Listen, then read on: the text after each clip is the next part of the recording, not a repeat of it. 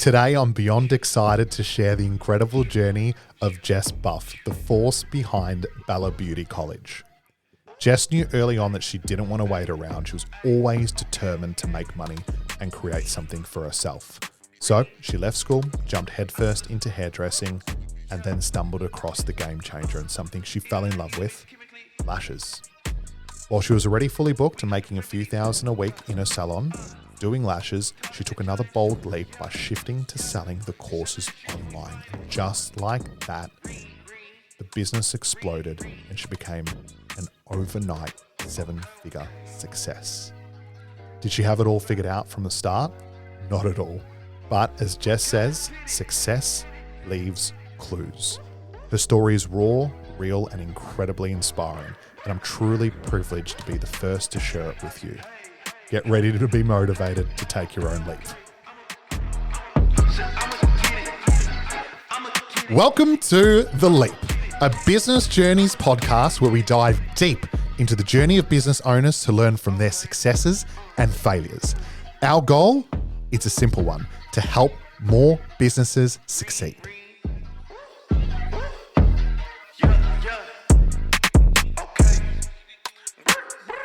And we are back, season 2 of The Leap, and very excited to have our guest here today, Jess Buff.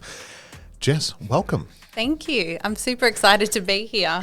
First podcast as well. It is my first ever. Yeah, amazing. Well, the good thing is it's really chill and it's just with me. So I've picked that up already, to be honest. Awesome. Well, context for people listening, right? I always, I love small worlds. Right. And I think our story and how we know each other is exactly that. So Jess and I actually knew each other through mutual friends, and we used to go out together when we were like 20, back to like Baroque. We did. The good old days. And it's crazy to think, like, look where we've both landed, business owners, and you wouldn't, you look back then, it's like, geez, how did we end up here? Absolutely. Good result. I remember when I first saw your name pop up, I think it was a reference on a resume, and I was like, oh my God, gonna call him straight away. 100%. Yeah. And that's how weirdly enough, we started helping you guys, was through a reference check for a guy that didn't actually really work for us. Which was pretty funny. Yeah. And we didn't hire him. No, I wouldn't have. So small worlds, but I'm really excited to share your journey. Obviously we've seen it and been a part of the growth, which has been amazing. But, it's from, very humble beginnings and very much, a story of, I guess, as we all do, like sort of just working shit out as you go. Right? Absolutely.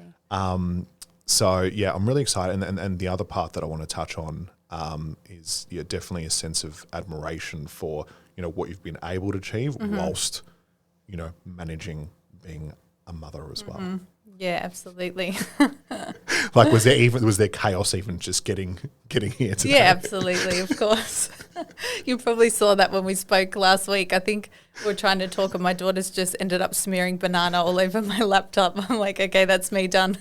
Gotta go. The doorbell was ringing. Yeah, like everything was happening. Chaos. I love it. But I want to let's start from the start, right? So, let's go back to sort of like high school, right? Take me there and take me sort of the final years of high school and what you're sort of trying to navigate and work out your path. Yeah, sure. So high school was good for me. I sort of was quite smart at school. I never struggled or anything like that. And then got to sort of year 10, 11, and I think I just always really had a drive to be working and earning money from a very young age. So I sort of got a little bit bored, a little bit lost at school, probably stopped attending classes a lot. And then you get to year 11 and you can't sort of do that anymore. Your grades start to nosedive. So at that stage I wanted to leave. I was ready to go. I wanted to start working. Was that hard at that time? Like, were your parents really pushing you to they finish pushed school? me to stay and do year 12. Yeah, they were sort of like, please just, try and stay and finish that. So tried to, which is why I started year 11, didn't leave with everybody else who was going to do, beauty and all that sort of thing at the end of year 10. got halfway through year 11 and I think everybody was just like, nah, this girl can't be at school. Like I was hardly turning up. I had no interest at all. The teachers, my parents, everyone was like, all right, we're done. So left school, my dad's whole thing was always just, you can't sit home and do nothing. You're going to go, you have to do something.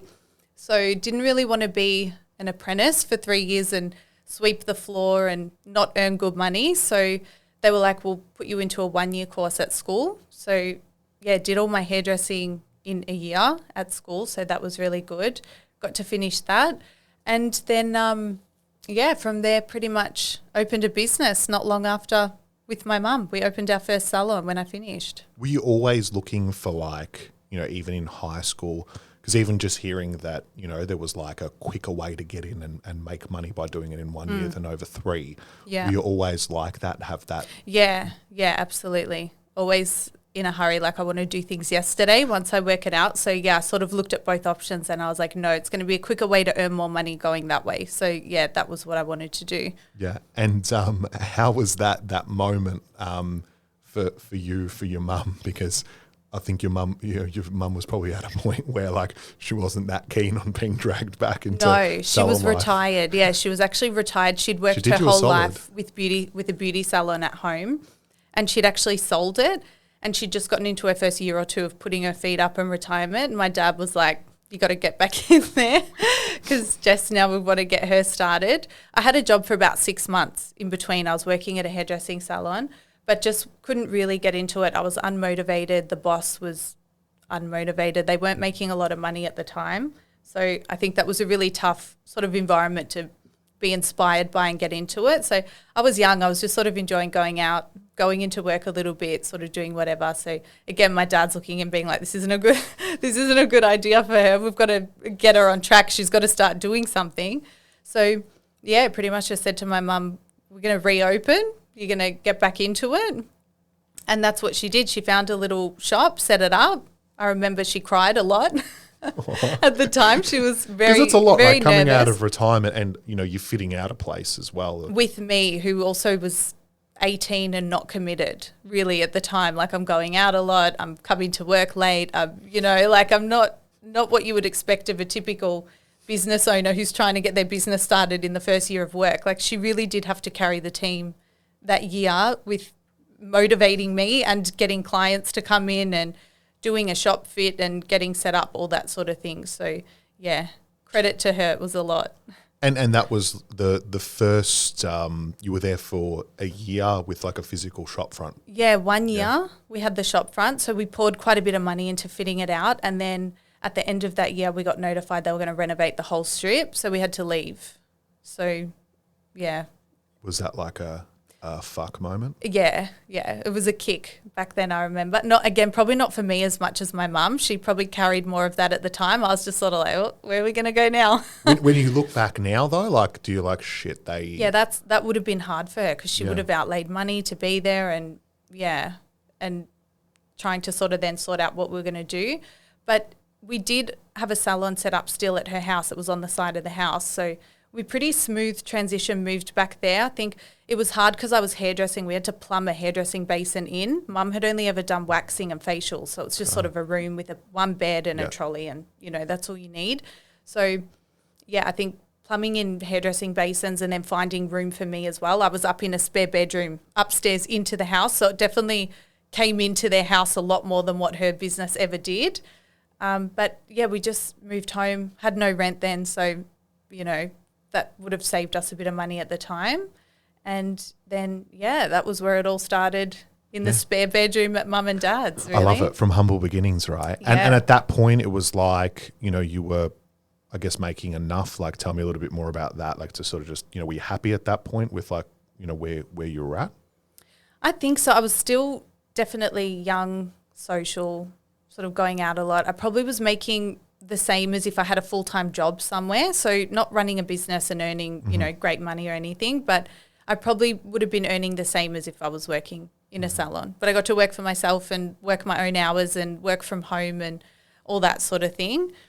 And I think I always wanted to get married and have kids and saw myself at home like my mum was, because she was always home and dropped us to school. And for us, we felt like she was always around. I know for her, she sort of feels like, she was never there because she was always in the room working. But for us, we were definitely like, we always felt like she was around. So for me, I sort of saw that as a path to what would work when I had kids. I could have a business and I could make really good money like she did if I was booked out, and I'd be able to be home with kids. So yeah, amazing. And I had the vision for that at that stage. At that point, that was the vision, right? Yeah. Were there aspirations of any kind to be like, how is there, you know, an ability to, you know, have other people working for me type of thing? Like, were they thoughts that had crossed your mind at that point? No, wouldn't have been, no. Because Mum always worked for herself. So I pretty much saw that she always did really well. She made really good money with no overheads, just working at home.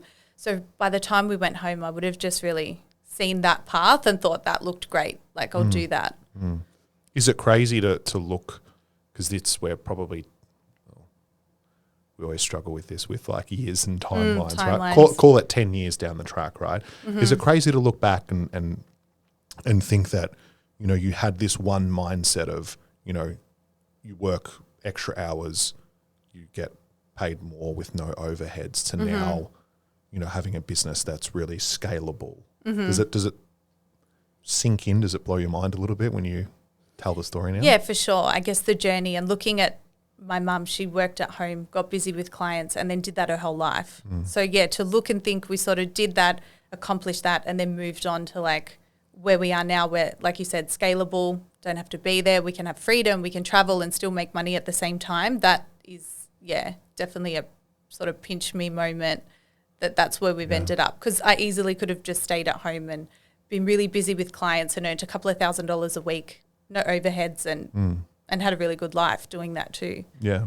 And we'll get to obviously, you know, where you are today, because it is incredible. But when you say it out loud that, you know, you have a multi-million-dollar business, you know, and, you know, you have 2 kids at home and you're doing all this sort of stuff, does a sense of accomplishment kick in at any point? Like, if you sat there and gone, fuck, this is pretty incredible? Not really, to be honest. Not really. I think I'm used to it now. Like, the business has been in a really good place now for probably, like, I don't know, 5 years, 7 years, something like that. So no, it's not so much. Yeah, I don't always sort of look at it as an accomplishment. I'm always looking forward to like, what's next? Yeah. What are we doing from here? Like, I've always been like that. I think that's why I've always moved quick and I haven't stayed the same, because I'm always looking like, what's the next thing we can do? How can we make more? How can we grow? How can we help people more? What more can we do here to sort of keep growing? Yeah. And for context now as well, and then we'll go back to like how the whole concept started, right? Tell people about the business, because you guys were essentially the pioneer and one of the first in this space. For, you mean doing the online training? Yeah, for Bela Beauty. Yeah, so from home, then renovated the garage, wanted to start doing some training in there, because I ended up getting really booked out when I started doing eyelash extensions. That was definitely my thing. So you saw it, you're like, this is a good idea to do eyelash extensions. Yeah, I saw a lady up the road was doing a course. It was new at the time, and I would have had time still at that stage. Like, I wouldn't have been so booked out that, I would have been looking, how can I fill my books more? How can I get busier still? So I thought, add another service, I'll go do this eyelash extension course. And I think that was a big sort of moment for me, because I did it and just loved it. I knew I'd found my spot. And I think didn't love hair. No, in hindsight, looking back now, I didn't know it, but I didn't love hair. And I thought I did, because I've always been very into my own hair and had hair extensions and done a lot with hair. I thought that was my area. But yeah, it's funny. Once I started doing lashes, I think that's the only way you can really scale something, in my opinion, is if you really love it. And I definitely then was like, I found my thing that I'm just naturally really good at because I love it. And I stopped doing hair pretty quickly after that. I started to get a lot of clients coming in for lashes. And I think because I loved it and I was really good at it, I got really busy doing it so I could start to cut out.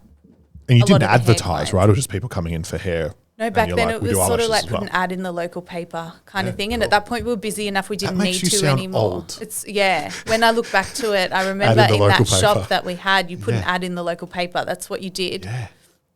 So yeah. So you started, so the idea was, you found something that you're passionate about. You added on this extra service offering just to fill the time. And pretty quickly, you were back to back. 6 long days anywhere I could fit clients in. That was what I was doing. And I think from working with Mum, I had a really good work ethic, in the sense that, like, Mum always would bend over backwards for someone. It didn't matter if she finished at 6, someone wanted to come in at 8. She was like, yeah, sure. If you can't come in somewhere else, come in. That's where we'll get you in. So I definitely sort of replicated that mindset and that sort of work ethic towards the client. So in a short time, I got really booked out doing lashes, dropped hair, and then Instagram came in, like social media came in at that time. So that was really exciting. In the beginning, it was really just like it was almost like a portfolio of your work more than anything else. So we would just post photos and things just to sort of look good. I didn't even realize at that time that that was a way a lot of clients and things would find you. It was more like if someone came in, you could say, yeah, this is like the work that we do. So yeah, pretty quickly worked out social media was actually, people go looking for services on there. So yeah, we got really busy. That would have been early on in the social media days, yeah. So we didn't even know the power of it Yeah. back then. Just would have been on it to take some fun photos. So that point, like you're, say a year in from home in the salon, right? And you've quickly found yourself in a position where you've added on an additional service offering and you're now completely booked. Yeah, completely booked. At that point, I'm guessing you were like, making good money, that was good. Yeah. That was a good stage. Yeah, right. Sort of accomplished that. And then like what do you think it was that made you think there's maybe, I should be doing more or I can teach people or like walk us through I think that? I got into educating. I did start to get some messages from girls and some of my friends and things like that who then sort of were looking and they're like, this is pretty cool because most of my friends are earning, well, even if they're working full time or they're at uni doing a bit of side work, maybe I don't know what it was back then, maybe $800 a week, $700 a week. I was making a couple of $1,000s a week and I'm at home. If it was a hot day one day, wanted to go to the beach, I could block that day out and, I could really do whatever I wanted. So I think a lot of my friends looked and thought, oh, that's really cool what she's doing. Can you teach me how to do it? And I actually did teach my best friend how to do lashes and she ended up working with me for all the way up until we closed the salon. So she was a great asset. We always worked together once I trained her. But yeah, sort of had a few messages as well from girls on social media saying, hey, like I love your work. Do you do any kind of training or anything? So it was more I was getting asked. So I thought, well, I may as well then do that. If people are wanting to learn, I should teach. And how do you I don't think it was like a monetary thing at the time. Did you think these people could be competition one day or it was just like, no? Nah, not at all. It wasn't really like that because girls might come from, like salons are really a lot of your local sort of people. Most of the girls that were messaging me could have been from all over Melbourne. They were from different areas. There was no one sort of local around the corner that was. And you were just like, pricing model, like was it just like, pick a number and run with it? Like what did you sort of charge to teach someone? How long did it take? What did that all actually look like at the time? Yeah, I think at the time I would have just taught them until I felt they were really good. So not a good business model at all. I would have just charged at the time whatever the going rate was for a course. But definitely I remember the first few girls that I trained, I think I really trained them to excellence. I kept getting them back in. They were like, oh, can you help me with this or help me refine that a little bit? Or I think I did like 5 sessions with them instead of the one day. But I just wanted to, what it's like when you start out, I wanted to make sure I did a good job and that they were going to end up being able to start a business and be a really good lash tech. I wanted to make sure that they got their money's worth and they learnt everything. Amazing. So was there a moment then when like the inquiries were becoming overwhelmed? Like when did you decide? Not really. Yeah, not too much. No, didn't even get into in-person training too much. I'd say I probably only trained a handful of girls, maybe between 10 and 20. And then I remember my mum came in one day with a magazine of the Beauty Professional magazine and she was like, oh my God, you have to see this lady. She's got her eyelash extension courses, they're online and she's made videos and she sells them completely online. And she's got this Facebook community. There's thousands of girls in this Facebook group and they all post photos of what they're doing and they mingle with each other and she looks amazing. You should have a look at this. So I remember reading the article. Yeah, that was one of the first aha. Like I can only fit 1 or 2. I was doing 1 at a time at that stage in the garage that I'd renovated.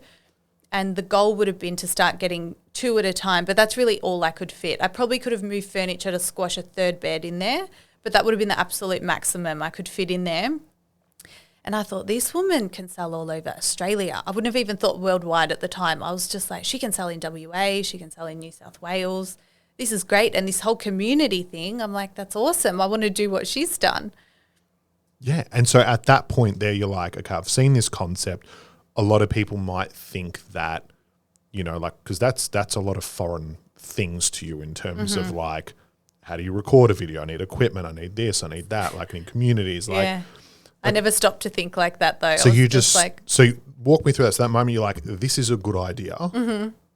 What happens next? I binged her content, I reckon, for about 2 days. I would have got in the group, had a look around. I bought her course. I had a look at her course to see what that was like. And then as I was looking through her content, I came across where I could see she'd done a business course, or sort of like a business course, so how to make an online course and brand yourself online sort of thing. So then it was $2,000 at the time. I remember it was quite an investment, but because she'd done it, I was like, I need to do that course. So that was an online course with a girl in America. So yeah, that was sort of then my other introduction to online courses. So I'd seen hers. I then bought this other girl's course, and that was the best thing I've ever bought. It would not be relevant now. It would be very sort of old school, I think, in a lot of the things that she taught. But at the time, that course was fantastic and taught me everything I needed to know to put together a really good online program. I feel like not just make an online course that girls can go into and watch the videos and be done, the whole program, building the community, running webinars, how to brand yourself with consistent colours and your voice behind your brand and all those sort of things. It was the whole package of what you really needed to succeed, putting together a really good brand and online program that was more than just sort of a course. So at that point, that was like, were you completely hands on deck? So you're like, I'm going to film all of this, put the package together. Like what does that look like once you've recorded all of the videos, the instructional videos? Yeah, back then videos were still pretty unprofessional. They definitely weren't what they are now, where it's sort of expected Have you ever to watched have a them video. again? Oh yeah, sure, yeah. And the content's great. Yeah. Like the content's still really good. It hasn't changed all that much. Like some things has, and we've refilmed a lot just to deliver it differently. But the content hasn't overly changed. Applying lashes is still applying lashes, and yeah, it was good back then, and it's still good content now. But yeah, so just would have got in and started putting it all together. I started building the brand. I remember I put a new name on it. I built a new website, new colours. The Instagram changed and got really, really good and really consistent. Made a Facebook group, got the iPhone out, started filming, and that was it. I remember I was sitting up till 1 and 2 a.m. watching her course. I just loved it and building everything into mine, and probably spent like a couple of months doing that. And then that was it. The whole thing was put together and we were ready to sell. Now, I heard a very good quote that ties in nicely here, is that you can't sell a secret, right? So a lot of people will focus on, you know, making this amazing polished product and then have no idea how to get it in front of people to distribute it, right? So you've made the course.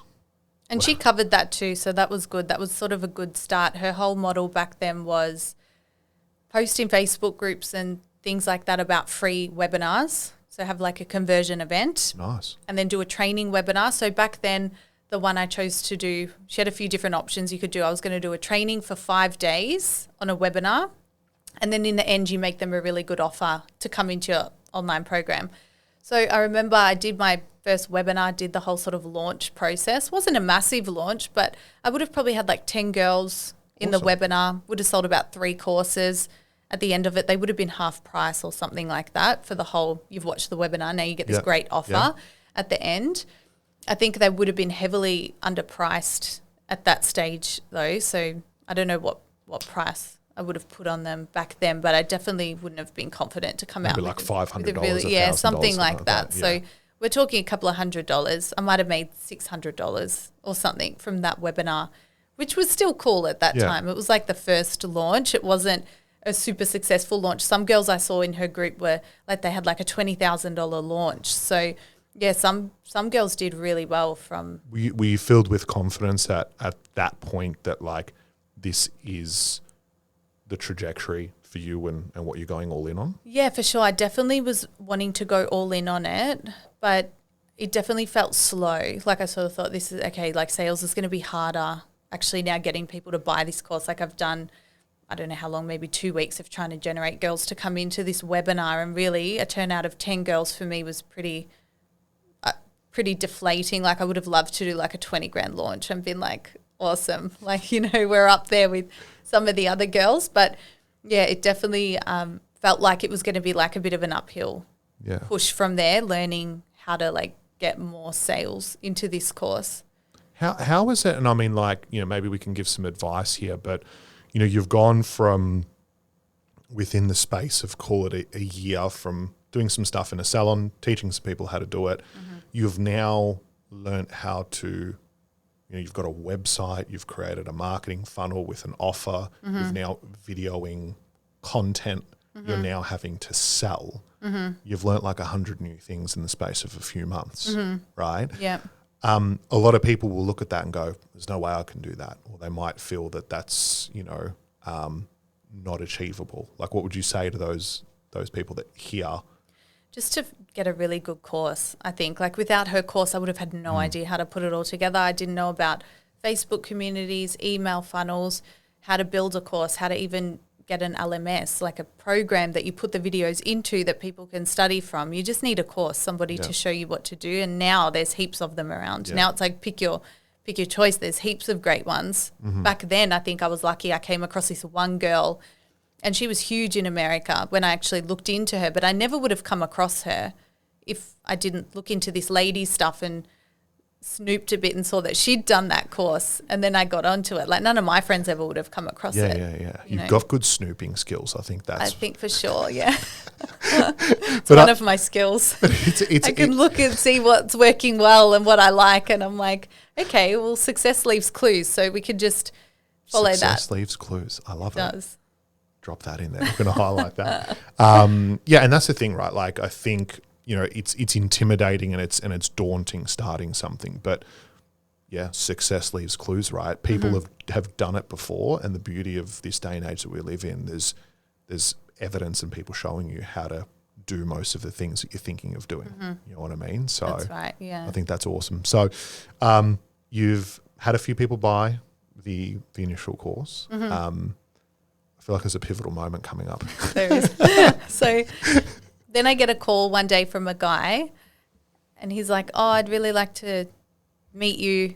I really want to talk to you about your courses. And I'm the boyfriend of one of your lash clients, because I'm still lashing at this stage too. And I was trying to work out even which client he was when he said her name. I had a few that were that name, and I'm thinking, who is it? And then I ended up working it out. I'm like, oh, it's her boyfriend's calling me about the courses. This is weird. So I sort of went away. I was like, oh, okay. I called her. I'm like, is this weird? Your boyfriend's called me. She was like, no, I've been telling him what you're doing. He's building these online courses, and he thought it was really cool. And he sort of, his company, this is sort of what they do. They work in sort of education and finding people with jobs and things like that. So yeah, no, it's totally cool. You can meet him. I'm like, okay. But I remember still speaking to my partner being like, should I meet this guy? I don't know. Like, is it weird? I don't really know what he wants exactly. So I don't know, but I sort of always, you know, look into it. Like, I'll try anything. So I was just like, okay, like I've got nothing to lose meeting him, but I was very busy. I'm trying to sell these courses, run webinars. I'm booked out still with clients. I probably hired a staff member at that point. So I probably had staff as well in the salon. So I remember I said to him, well, I can meet you at like 7 a.m. one day. That's the only time I got free. If you want to meet me for a coffee, I can meet you at 7 o'clock in the morning before I start work. And he was like, cool, done, I'll be there. I thought, this guy's keen. He's driving from the other side of Melbourne to come and meet me in Doncaster at 7 o'clock in the morning. Where'd you choose at 7 a.m. in Carlucci's? What's open at 7 a.m.? I was across the road from my house. I wasn't prepared to go too far out for this guy, I'll be honest. It was, I can't remember the name, but it was Macedon Square. Oh, know it. It was a new one that had opened. Cafe Macchiato, was that the one there? No, it's the big one that had opened on the corner across the road. I wish I could remember the name. I used to go there every day when I lived across the road. Where the medical clinic was? Now we're going off topic, Brad, but we'll be back. So just down. I want to know. That next strip of Macedon, a bit down further. Right at the back, like behind Safeway, behind the Woolworths. You're not saying Sugar Art, are you? Nah, so sort of behind that, behind Sugar Art, if you think, like in that car park behind. Yeah, I don't know. Is it there anymore? Now I'm so curious. It should still be, but I haven't actually been back there for ages, so I don't know. I live a bit further from there now. I know. All right. So you've met with this random guy. Met him at 7 o'clock in the morning. Did you have any idea, like, Because I feel like part of you has always been just open to opportunities. For sure, yeah. And was just curious, what does he want? Like, why is he calling me, really? He's gone to a lot of effort. And he called me quite a few times. Like, he really followed up. I would have blown him off a couple of times in the sense of, like, I'm pretty busy. Let me know when you're free. Like, I wasn't super keen to lock something in. So he definitely would have followed up at that time to sort of keep being like, hey, like, when are you free? So I was like, all right, like, he wants to talk to me. He definitely wants to meet. So I'll see what he's all about, what he's got to say. And then was a bit shocked. This guy came in, he was quite young. And he was a bit nervous. So I was like, I don't know what this is. I remember he spilled his coffee when we came in. And I remember I just looked and thought, what is going on here? Like, what are we talking about here? I don't know. So then, sat down with him. And again, I wasn't super clear on what he wanted to do. But he just said they've got this company. I'd never heard of them before. And said that they were in education. They sort of sell courses, but they're also like a job provider where they help people find jobs and all this sort of thing. And essentially had an agreement. It was like one page, wanted me to sign it and wanted to sell our courses. So I was like, okay, I'll take it home and I'll read it.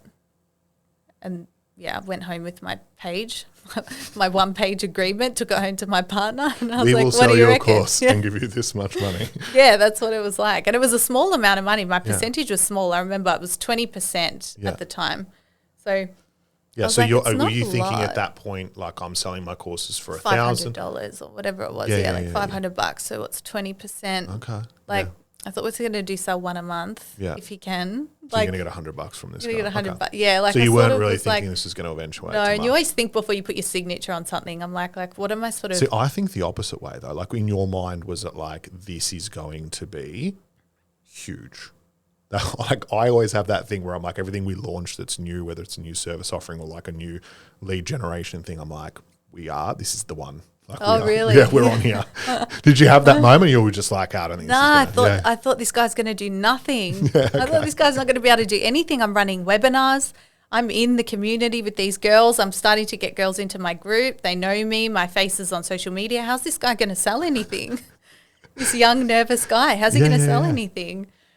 And then so you've signed and you've said. Yeah, my partner was skeptical the whole time. I remember he was like, 20%? What's this 20%? I go, who cares? He's not going to sell anything. What does it matter what the percentage is? Like, if we get $100 a month or we get $200 a month. Better than $0. Let him try.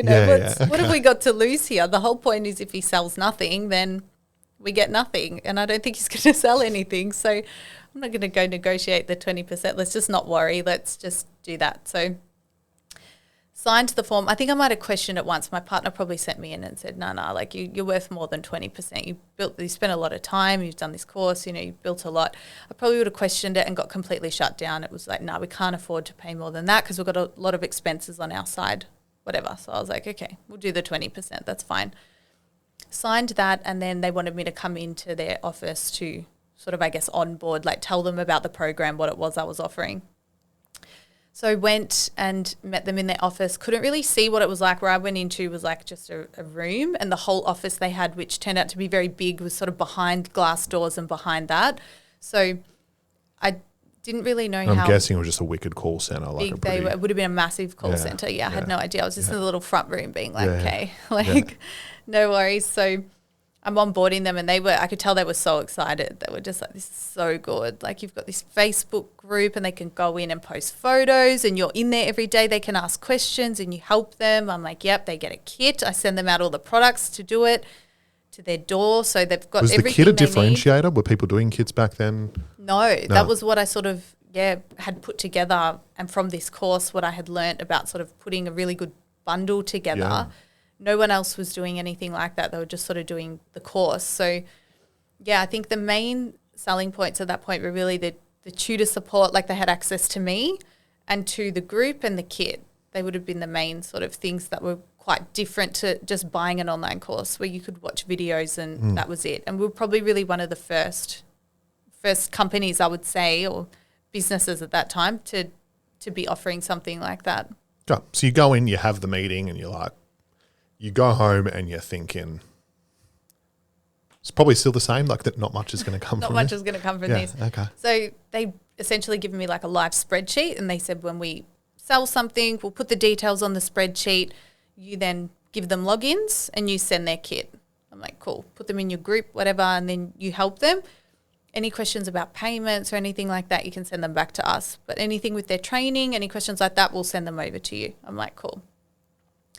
So yeah, got started with them, opened up my spreadsheet first day. And that actually, the other thing I forgot to mention, they wanted to sell the courses for about 4 times the price that I was. They were like, no, this is valuable stuff with this kit and the support you're offering. So you were charging maybe 1,000. They wanted to charge it for 4, right? I reckon I was charging like $500. Yeah, They were okay. going to sell it for like $2,000. Wow. So all of a sudden my 20% wasn't looking that bad. So I was like, Okay. cool. Plus I would have been making a markup for the kit as well, because I get stuff wholesale. It was all our own brand. I had a product line at that stage. So if a kit sort of costed me, $200, I would have been charging them $400 sort of thing on every kit. And so I opened up the spreadsheet on the first day, and I remember my cut of every bundle, because they were selling 2 courses together. So they were like, another thing I thought, that's going to be hard. How are you going to sell people 2 courses at the one time? And that was why the price was more as well. So it was probably more like double what I was going to charge for one course. And then, open that spreadsheet on the first day, 5 courses on there, 5 doubles sold. 5 doubles. So you're So I got 5 lots of 580 that day 5 without lots stepping of into the salon. 580 on the first day that they launched with no overheads. So that was the moment. that's a week of 50, 60 hour weeks that For sure. you woke up to. Yeah. Do you think back to that moment often? Yeah. What I'm doing a meditation, moments to be grateful for. That moment's always in there. That day I sat at my little kitchen table in my rental, opened the laptop, check out the spreadsheet, if they did anything today. And I'm just like 1, 2, 3, 4, 5. I'm trying to add it in my head. I'm like, hang on, 500, 1,000, 2,000, $2,500 today. Well, what am I going to make by the end of the week? Fuck. Wow. Yeah, it And was- did that change? I mean, like, walk me through and just like take me to that moment sitting at the table with that in front of you. Like, where does your mind go in that moment? I don't remember. I just would have Was it like been holiday- blacked out, focused on Is the it like, I'm spreadsheet. going to be in Mykonos. I'm just going to be in Mykonos. And No, I was like, what can they do tomorrow? yeah. Like, this is day 1. Are they going to double this? I better get making kids.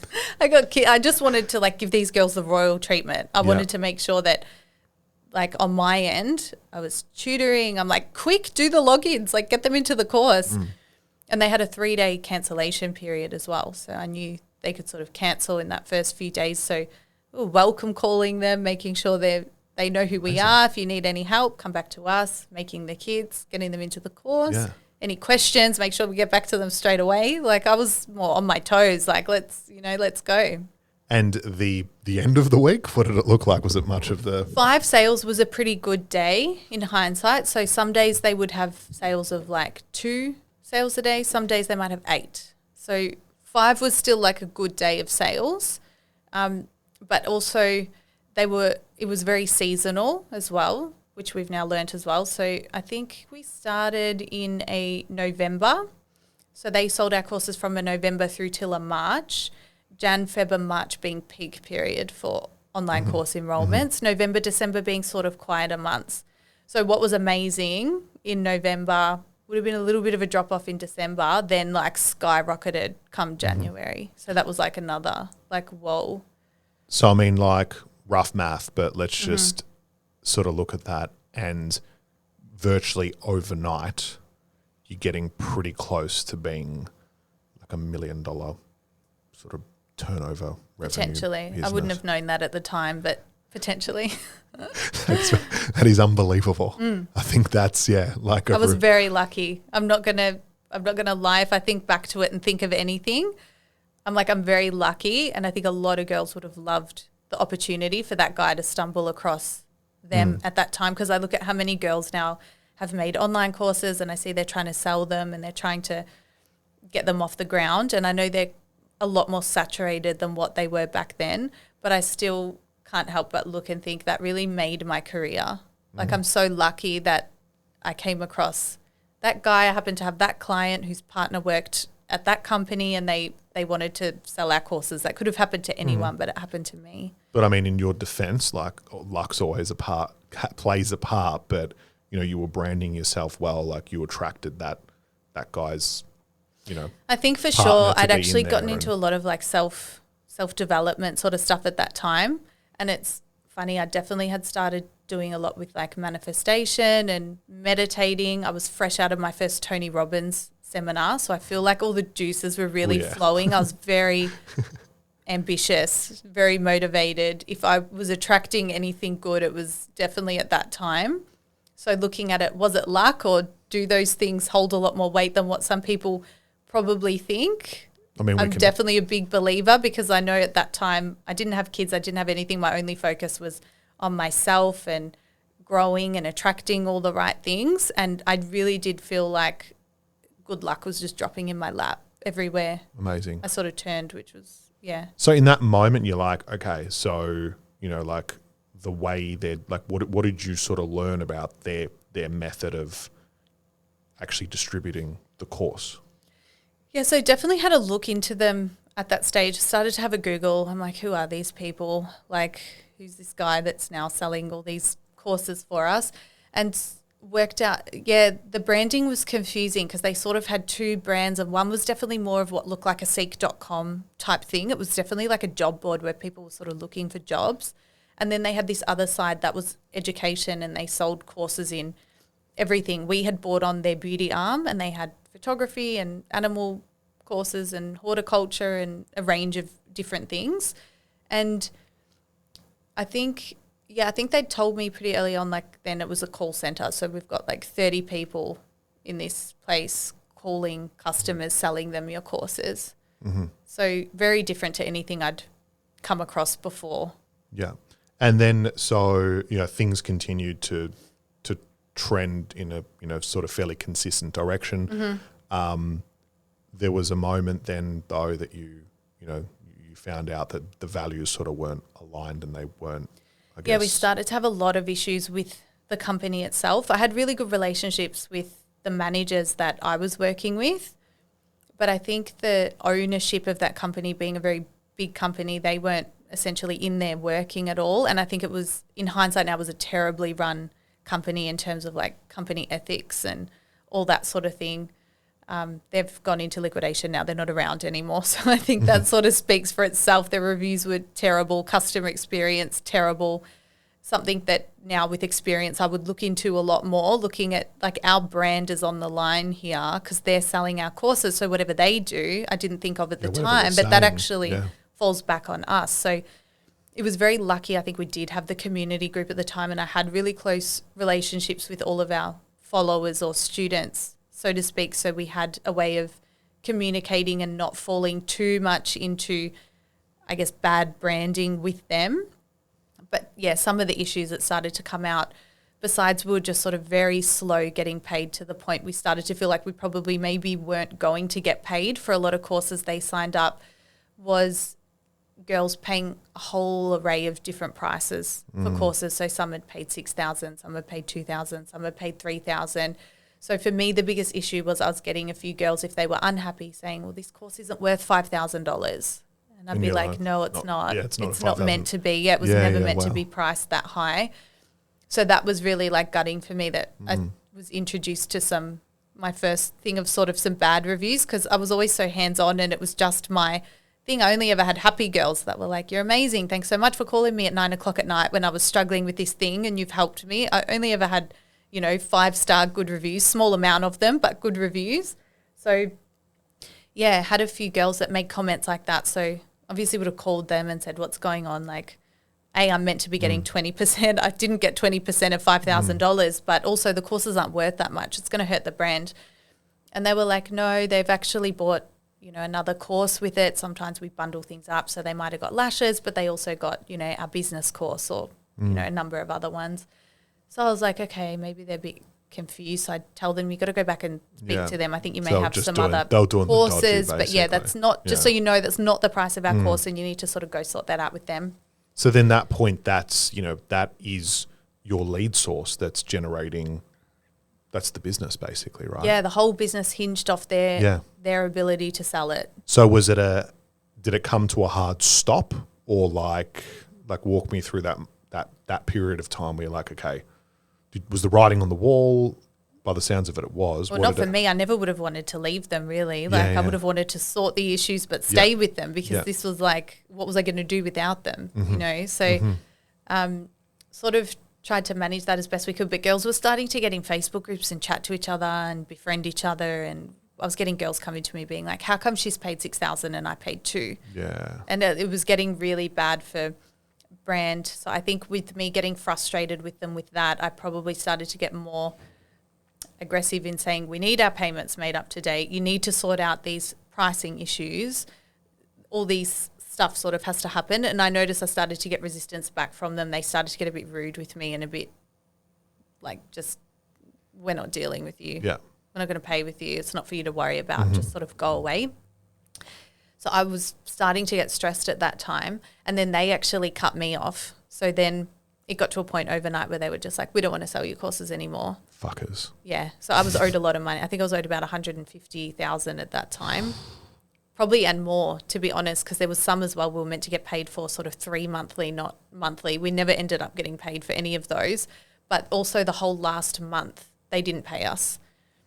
And again, that was like foreign to me. I was like, how can someone not pay someone? They've sold them, we're training them, they'll pay us. They didn't pay us. So that caused a lot of issues, a lot of stress, a lot of me scrambling around being like, what am I going to do now? I mean, I had no overheads. I was living at home still, and I was still doing lashes at that time. So I wasn't financially stressed, but it's hard to go from that kind of money to then. Well, there's probably two things here, right? Like 150 grand owed. Yeah. Did that, like, what does that do to you in that moment where you're like, I'm not getting this? Yeah, the whole thing was just stressful. Like, we went through the process of calling lawyers to sort of see where legally we had an understanding, and they were like, that one piece of paper isn't really a proper agreement. It's very small, so you don't have any real leg to stand on there. So that was the first lesson with contracts. A, read them properly, and B, make sure they're in depth and they cover every scenario and everything that can possibly happen. They then, I remember, was sort of trying to scare me a lot. They'd threaten me with, like, if you talk to these girls, they're actually our students.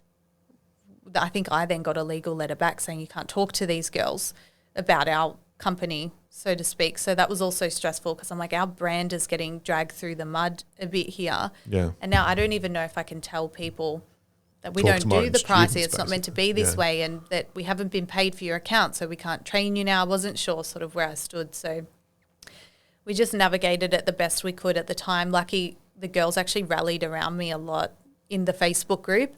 I stayed very professional in my communication. Did you tell them the situation? So you told them that's like, hey, these guys haven't paid us and we're going to have to cut ties, basically. Yeah, I sort of got some legal advice on what I could and couldn't say, but I never would have slandered them, because I would have felt like that's unprofessional on me as well. It was hard. These guys are fuckers. But then you get worried, like, you just look like it's a Jerry Springer show. Like, these two companies are back and forwards. Like, I didn't think that was going to be any better for the brand. So I just had to be really honest that we had a partnership with them. They were selling courses. We're delivering courses. In terms of pricing, that has to be taken up with them. We don't have any visibility over it. We just get a certain amount for the account.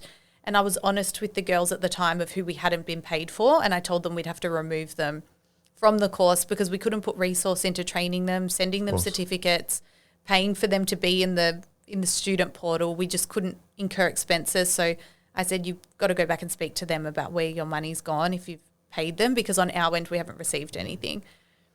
And so we just went through anyone who we'd been paid for, we trained them. Anyone who we didn't, we spoke with them, and I think they just appreciated the help, the honest conversation and the help of where they should go, because a lot of them were very stressed that some of them had paid $3,000 and $5,000 for a course that then they've been removed from. And they had a loan with a payment plan company. So, like, stressful for them, especially young girls, that it was very messy. It was very messy, and I learned a lot.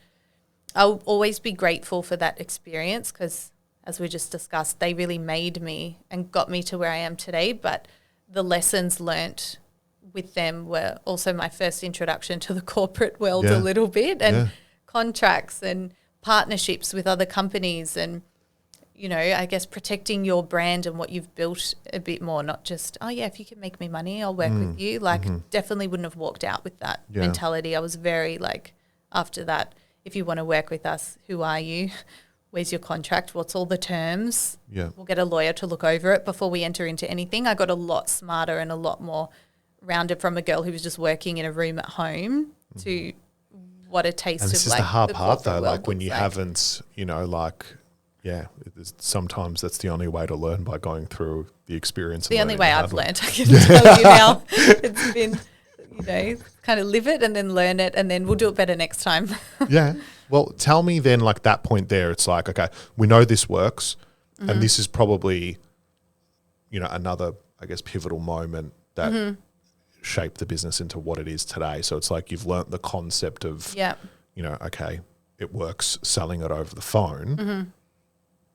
What did it look like actually then trying to execute on it yourself? Yeah, well, they really sort of changed, I guess, my standard of what I saw for my income. Probably before meeting them, I was hoping to try and hit those numbers of 3,000 to 5,000 a week. Have a freedom business of online courses where I could maybe go to Bali for 3 months if I want. That was sort of the goal. All of a sudden, they'd set the standard of like, we want to make 80 grand a month. That's the volume of courses we want to do. We've been there. We don't want to go backwards. Did you, like at that time, right? Because you're, call it, I don't know, mid to late 20s, whatever it is, right? That's fucked to say out loud a little bit. Like people will hear that part of it and go, that's pretty crazy. Did it sink in back then as well? Like, Oh, for sure. Yeah. Like I was like, I'm the luckiest yeah, girl in the world and I never want to leave this space. Like this is now I found my home. Yeah, This is where I yeah. want to work. If I'm going to put effort in and I'm going to work for a few reasons. I loved educating. I loved working with the girls, but obviously the freedom that could come with Yeah, you selling got to online do what courses you as opposed to loved working in and- a salon. yeah. That was a real game changer. So yeah, just definitely had found my place. At that point, I'd say like all in, like we're Yeah. going all into this model It's and this crazy. business and what we're doing here. And at that time too, if you think about it, if we sometimes got paid $80,000 in a month, they got the other 80%. Like, Yeah. can you imagine what I haven't even done the math. I would have at the time because Yeah, I yeah. remembered as well, we were looking. They might have been doing 300-400 on that. Yeah. And that's the thing too. I think it was So did you immature see- thinking on my part at that time, but I did look at them a lot and think, you guys are making so much money off our program. Like you guys are making a lot. Did you then see that as the opportunity? Like when they left and you didn't have them to distribute it, were you like, we're fucked, or this is an opportunity here? No, I was pretty broken. I had to pick myself up off the floor at that point. Did you think it was over? I would have tried to get back into a arrangement with them. Looking back at it now, I'm like, what an idiot. They nearly sunk our brand and, like it was terrible for business, but it would have just been the stress of trying to operate without them. I wouldn't have been able to deal with at that stage. So for me, it was just like, can we just get things right, do it properly and go back to what we're doing? Like, can we just do that? But at that point, they had like completely cut us off, probably weren't even returning my calls. And then I had a look and they'd actually remade our lash courses and they were selling their own, which to me now makes total sense. Who would keep paying someone that much for their online course? As a company, if you were ever paying that much in expenses to somebody, of course you're going to look to come internal, film it, even if you hired someone full time. Did you when that happened, when you saw that, were you like, burning. yeah, because it Burning. would I'm have been like, basically your IP, like all the way you yeah, did like things. I showed them everything. They would ask me a lot of questions and I feel like I laid out the whole business at that stage. But yeah, like it's another thing you look at now looking back, and that's business, Yeah. isn't it? That's life. Everyone's looking at what everyone else is doing and looking to remake it and put their own spin on it and do their own thing. And yeah, looking back, they were never going to keep paying me that much. But the to other just thing is, deliver right, online courses. that they wouldn't be able to do it and deliver it in and have the buy-in that I think your course had, because it was you were so invested in the community, and It was very much a personal brand at that stage, Yeah. which definitely helped what they were selling, because they came to our Instagram and we had a Goes big to show how following and we powerful had it is, amazing right? lash sets and we had a lot behind it. I was in front of the camera a lot at that stage, so they knew who they were learning from. Like, definitely they loved selling our courses because they got great results from it. But I'm sure they've also done very, very well selling their own courses. They did after that. So, you know, like it's just one of those things. It's been part of the journey. So And then my favorite part is, so you start selling the courses yourself, right? Yeah. So. I did try and find someone else to sell them first, but ran out of luck pretty early. I was like, there's no one else really like these guys. I think I came across one guy who was actually bigger than them, and he was in 5 countries. So I was really excited when I had a sit down with him. I'd contacted him and said, hey, and I'm very honest. So I said, hey, this is the arrangement I had with them. Either for whatever reason, you know, we've sort of decided to stop. Would you be interested in selling our courses? And he actually had an arrangement with them at the time. So he didn't want to at all stand on anybody's toes. So he was like, as much as we'd love to, we've got to respectfully sort of decline. I don't think we'll do that. So I was then all out of luck. I couldn't find another call center at that stage. One option, do it that yourself. Could sell volume like that. And my partner was actually at home at the time. He'd done a really bad back injury. So he was off work and he had a real estate background. So he was like, you're doing this. We could just sell your own courses. Yeah, we'll do this. Yeah. So that was what we did. We just started selling our own. So again, I looked into what they were doing, which I think fair's fair. They looked into our courses and remade 100%. them. So I was like, we're going to have a look over the fence and see what their model looks like. So what were they? They had, I guess, some sort of funnel, and it was, the keywords, SEO. Yeah, they pretty much just, the most of it was really just the call center, that whole operation. But it was also a little bit of the marketing side, like to get that many sales, you're getting a lot of leads in. You're getting you're paying a lot for paid marketing to get people to call on the phone. So yeah, we sort of did a little bit of sort of digging around what they're doing with marketing. Running ads like yourself? Like, did someone come in and help you? Yeah. Do that, or did you work that out yourself? No, we actually had a company at the time that was like a job board that sent you leads. So when I was Googling around, I could see that we were advertised on their thing. So I could see they were sending them leads. So and it was actually a client of my brother's because he's an accountant. So he was like, I know them. I do their books. I was like, awesome. I'll reach out to them and tell them we want to start getting leads. We want to start getting, marketing for the courses through them. So we reached out to them. We had worked out through some of the stuff they had sent us that they had a CRM. They had Salesforce. So went straight out, thought I need Salesforce. That's where we're going to put the leads into. And then we knew the payment plan companies they'd explained all that to us because of the way the payments work. If it was through a payment plan, they sort of got the money for it. So we got the money for it. If they weren't approved for that, then they're on sort of like a direct debit sort of thing. And they were the ones who were going to get paid for later because they got the money slower. So we were sort of supposed to do that as well. And so at that point it was like, all right, we'll turn this on, see what happens. And leads came through. Leads, started coming in. So I was still lashing at the time though. So I was still busy in the salon. So you're lashing in the salon. I actually hired a girlfriend, who was wanting to get back into work. I'd been at beauty school with her. So I figured, who's going to sell lash courses better than us? Like, we've got the beauty background. If these boys can sell them, we can sell lash courses. We'll be fine. So I said to her, I'll hire you full time because I need to float. I need money coming in from the salon so I can pay for these leads, and then you're going to call them and sell them courses, and I'll help you out. So when I get breaks in the day, or if I can block out certain times, I'll come and jump on the phone as well. And this is like kitchen table. Yeah, dining room table. Yeah, sick. Yeah, my partner floating around probably like this is what you got to do. And we did that and it went really well. Went into quite a bit of debt for the leads in the beginning. Like, I remember there was stress sometimes because I was loading up my credit card, sort of paying for leads, to buy the leads. The leads were very expensive.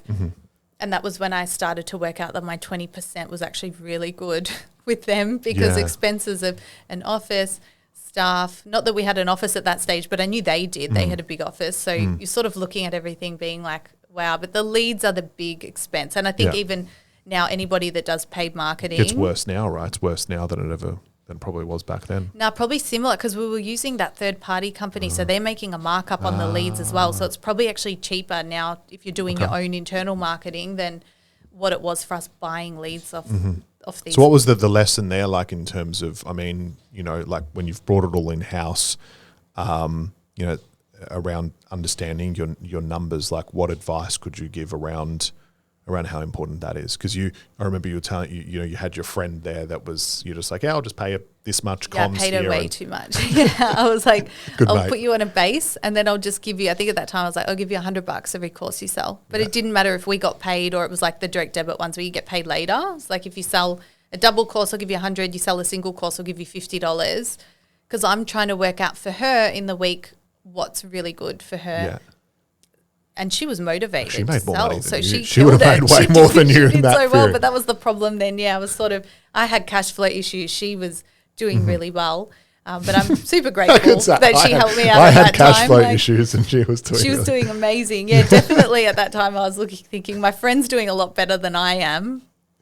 But like it was the goal to we wanted to get it where they had it, so it didn't really matter to me how we got there. So was this was just before COVID-ish? Yeah, definitely was before COVID at that time. And then, I was sort of helping her on the phone and then we must have been doing all right because we hired somebody not long after that. I think we only maybe called for 2 months or something on our own. Yeah. And then I was still in the salon, still calling and doing calls with her, but I think that would have been getting really busy and we're starting to really kick goals in terms of the overall sales. Mm-hmm. So not what we're collecting necessarily, but the direct debits are sort of loading in. So it's good. It's bread and butter money that's going to come in, hopefully, if they pay over the next 3 years. Mm-hmm.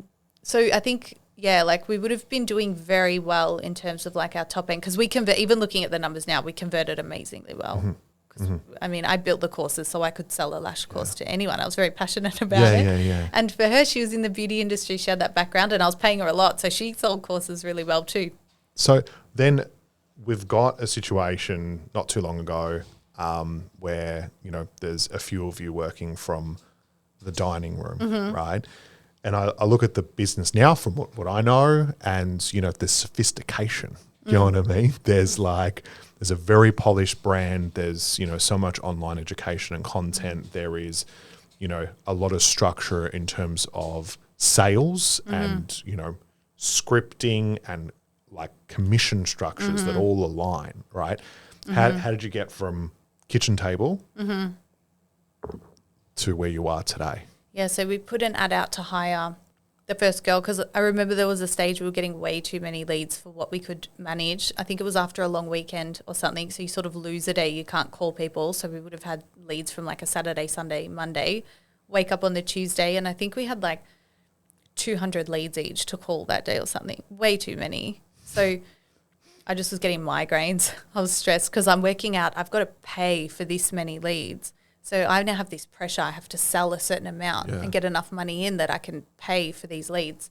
So sort of put an ad out and got contacted by a girl who was like, I worked at that company who was selling your courses and I know your courses sell amazing, so I want the job. And that was another really pivotal moment for me. Again, like I said, a bit of good luck lands in front of you all the time. I really, looking back at it now, I really needed her. I don't know, again, if I would have got to where I am today if I didn't hire her at that time. Yeah, because she set up a lot of the She came in and looked at everything I was doing wrong and said, that's all wrong and this is how they did it there and this is what you need to do to get this thing running. And so you've gone there and, you've brought on that first person, they've helped set up the structures. Where have you landed today in terms of staff structures? What does it look like today in its current state, the business? In its current state today, the team's probably there's probably 15 of us, but we've actually gone through the last 12 months, we've actually scaled down, as you probably know, because you're quite sort of intertwined with our industry a bit. Financing changed a lot, probably 2 years ago now. You're up to 30-ish? Yeah. At one point. It's massive. Yeah. So we just went from strength to strength in the beginning. We opened the second company. We started Careers Collective where we were selling a range of other courses, not just beauty stuff. And financing was still good. It had already gone on a decline though from when we started our business. So when that first company was selling our courses, for reference, about 97% of the students were approved on a payment plan where you got paid upfront. by the time we started, that had dropped back to about 50%. Wow. Yeah, so it was a massive difference, and the industry was already a lot more challenged than what it was. They were just flying when they were selling our courses. And I'm guessing it's like related to interest rates as well, right? Like if they're lending potentially, yeah. I'm not even 100% sure because I sort of came in when I don't know what happened with that drop from like nearly 100% of people being approved to half of that. But when I started, it was about half. And then about 2 years ago, there's been another drop. The Royal Commission apparently came in and regulations changed for buy now, pay later completely. So pretty much they just made everything more difficult for them to make money and do things the way that they do them. And I think just responsible lending and making sure that people can afford these buy now, pay later payment plans that you get approved for really quickly and easily, like Afterpay and Zip and things like that. From what I understand, just a lot of people are going into a lot of debt and potentially even bankruptcy over buying a couch and a TV that they put on Zip and then didn't end up being able to afford to pay it. What do people need to know, like, about the realities, you know, of the size and scale that you're at now in terms of like it's very running different to business? if you're operating with 3 people, small rents, things like that. Like scaling just brings on expenses, programs, partnerships with companies. The expenses really just keep going up and up and up, which, like I said, for years we went from strength to strength, growing, but probably around the time I had kids too, to be honest, as well, some of my, I guess, things that I wanted for myself changed. Slowing down a little bit didn't look so bad than being sort of busy and in the office all the time and doing long days and things like that. But one thing we've sort of learnt the last 2 years is things always change and businesses have seasons. You can have times where money comes really easy and you can have times where it's harder. And I think simpler isn't always worse. We can sometimes be more profitable on a smaller scale, less expenses, less staff, slightly lower marketing costs, less partnerships with other programs and companies and things that you need, managers, all that sort of thing. We can make the same profit sometimes with a more simple and smaller model. And you could have, the height of your sort of profitability was probably when it was just no expenses and someone else selling the course. It's crazy, right? And that's what people don't see. Probably would have been, absolutely. Yeah. So, what about like last sort of thing that I want to touch on? I think is really important here as well. You know, obviously I've got a wife and kids, and I can't imagine if that was me, as in like I'm running the business, but then I'm somehow in charge. Yeah, full-time care of 2. You know what? I did one really easy. When I had Layla, the first one, we had the office in South Yarra still, and I just used to take her. Like, I'm just one of those people. I'm like, it's as hard as you tell yourself it is. Yeah. And I think I've gone through the whole motherhood thing quite easily and smoothly because of that mentality of, like, it's only as hard as you make it out. Don't overthink it too much. You'll be fine. Just put the kid in the car and just go. You want to go to your friends, you want to get out the house, just go. Don't worry that, you know, they won't have food or they might poo or they might whatever. Like, it's not hard. You can do it. Just get out and do it. So with her, I didn't overthink it too much. I just took her to work. She was easy. It was taking a baby to work. That's what we had to do. Isn't it funny? Like, I think, you know, the more of these conversations that I have, the more it's like you just do it. Yeah. You know, don't overthink, just. And I still tell my friends that all the time. Some of them, the overthinking of, oh, how am I going to do it? I've got to drive an hour and we've got this birthday and my partner's busy. He can't come. And I'm like, just do it. You'll be fine. Just put the kid in the car. Okay. Yeah, it'll be fine. If they cry and they're losing it the whole time, then just abort mission. Turn around and you go home if it all goes wrong. You know, but it'll be fine. And then most of the time it is fine. I love it. I love it. So, yeah, she was easy, but I was taking her to work. But things were very easy still at that time. I definitely felt the challenge set in with the second one. You've got 2, you probably understand that. She was really easy, everything worked well, so I went straight in and got pregnant with the second one. And because I had them so close together, all the harder things actually kicked in after I was pregnant. 14, what's the gap? They're 14 months apart, so I was probably like 5 months with her when I got pregnant again. Crazy. Yeah. So Layla Haven't gave even you- hit teething She yet, gave you you know. that false sense of like False that this- sense of this was easy. This Yeah. is great. We love her. Let's have another one. So, yeah, did that. And then, when I was pregnant, some challenges kicked in because teething kicks in. I remember I had some nights I was up for like 5 hours during the night, pregnant, trying to settle her and rock her back to sleep, thinking I and got then you've- meetings in the then morning. you got shit to do the next day. Yeah. That's crazy.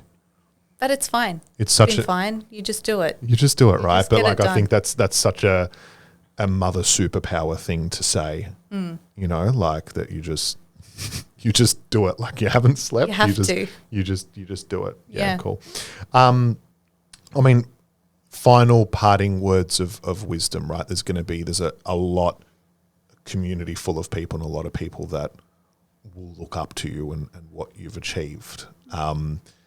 You know, and part of this podcast is, and I don't know if this was with you as well, like I always used to look up to business people and be like, I could never be that. You know, I don't have what they have. And you just sort of work it out as you go, right? That's what I've found. But what would you say, what advice would you give to people that are, you know, wanting to start a business that are maybe where you were one day? Yeah, probably just work hard because it all does pay off in the end. Like, as much as it sort of looks, I think a lot of people look now and think it's very glamorous. We sell online courses so I don't have to be at work. I can be home with my kids full time while I've got the business running and all that sort of thing. We've definitely, I don't think anything good comes easy. So we've definitely had our years that we've, you know, I've worked really hard. So just find something you love and you're happy to put that into and don't, I guess, be disheartened if it doesn't come straight away because, Takes time. it can take time. Yeah, amazing. Well, thank you so much. It was a Thank pleasure to you. have you on, and Been awesome. I'm looking forward to everyone listening and getting to share the journey. Absolutely. Thanks so much. Pleasure. Thanks for listening to The Leap. If you enjoyed this episode, give us a follow, or even better, share it with someone who you think will get value out of it. Big thanks to our main sponsor, Ethos 360 Recruitment. It was actually just us sponsoring ourselves. This podcast has been produced by The Content Engine. We got the remedy. College of Giants.